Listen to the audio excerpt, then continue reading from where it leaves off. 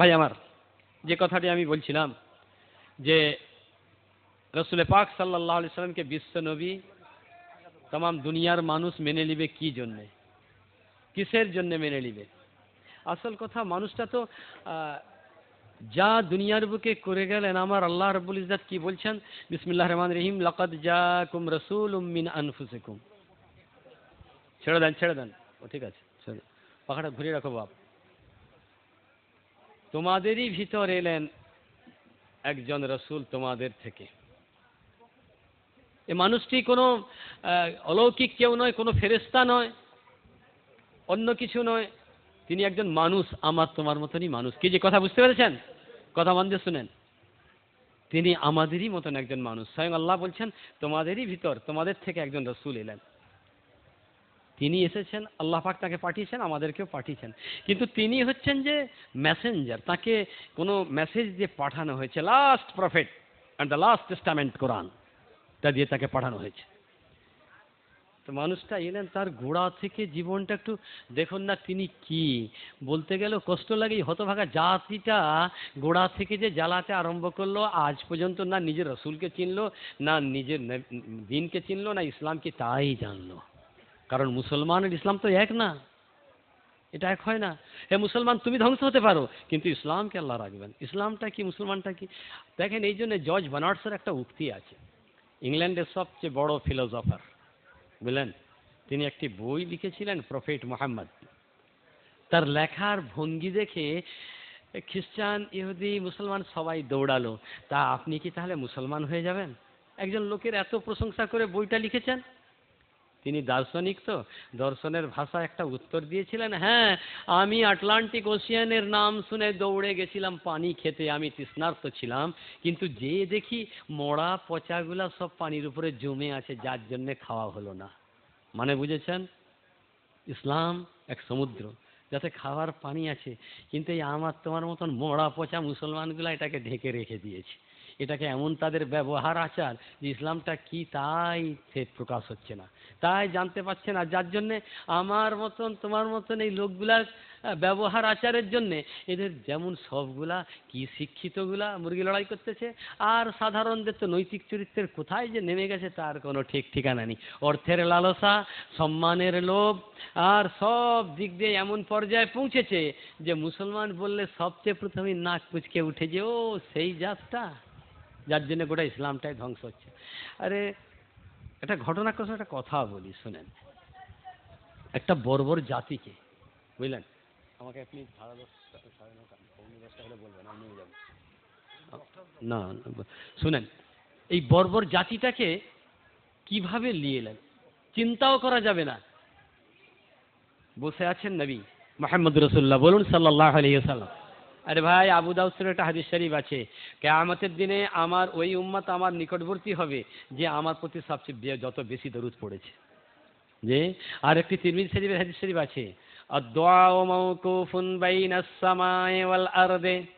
তোমরা যখন কোনো দোয়া চাও, এই দোয়াটা জমিন আর আসমানের মাঝখানে লটকাতে থাকে, কবুল হয় না। হাত্তা ইউসিল্লি আলাইয়া, যতক্ষণ না তোমরা আমার উপর দরুদ পড়ছো। হে আমার উম্মত উম্মতিরা, যখন তোমরা কোনো দোয়া চাইবে, ওই দোয়াটার আগে, ওর মাঝখানে, ওর শেষে তোমরা দরুদ পড়ো। আল্লাহ রাব্বুল ইজ্জত এই দরুদের সঙ্গে কোনো দোয়া জড়িয়ে থাকলে তাকেও কবুল করে নেবেন। এই জন্য জাকারিয়া সাহারানপুরি সাহেব ফাজাইলে দরুদের একটি কেতাবই লিখে দিয়েছে, বুঝতে পেরেছেন না? তিনি একটা কেতাবই, এত বড় একজন বুজুর্গ, তিনি একটা ফাজাইলে দরুদ, আর তার ভিতরে যেসব কথা লিখেছেন সে অদ্ভুত অদ্ভুত ঘটনা। যাক, ওটা আমার প্রসঙ্গ নয়, আমি বলবো না। আসেন, আর তবে একটা কথা, আমার জিভটাও একটু বেঁধে দেওয়া হয়েছে, বুঝতে পেরেছেন না? যার জন্য আমাকে একটু হিসাব করে কথা বলতে হচ্ছে।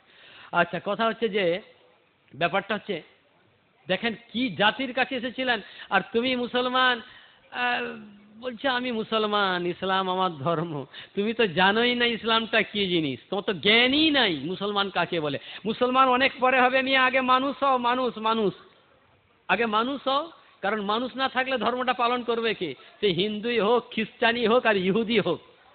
লম্বা আমার মতন এইরকম এত বড় জিব্বাধারী মৌলবি এমন অনেক পেয়ে যাবে, রাস্তায় ঘুরে বেড়াচ্ছে, বহু আছে। কিন্তু ইসলাম কি নিয়ে এসেছিল? একটা বর্বর জাতি যারা খুনাখুনি ছাড়া কিছুই বুঝে না। একটা ঘটনা দেখেন, প্রিয় নবী বসে আছেন, একটি মানুষ এলেন, তার এক সাথী এসে কাঁদতেছেন ঝরঝর করে। তা তুমি কাঁদছো কেন, কি হলো? বলছেন, হে আল্লাহ রসুল, আমার একটা জীবনের ঘটনা আছে।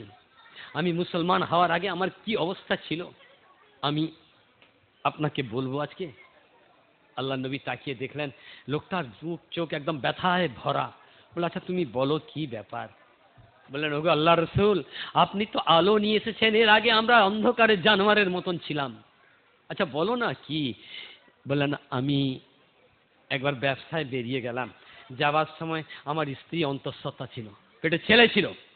তো আমি তাকে বলে গেলাম, দেখো যদি ছেলে হয় তো আমাকে খবর দিবে, যদি মেয়ে হয় তো মেরে ফেলবে। হ্যাঁ, এটা চিন্তা করতে পারছেন কি পিশাচ একটা জাতি, মেয়ে হলে তাকে মেরে ফেলবে। তা এখন আমরাও কিছু কম যাচ্ছি নি, বুঝলেন না?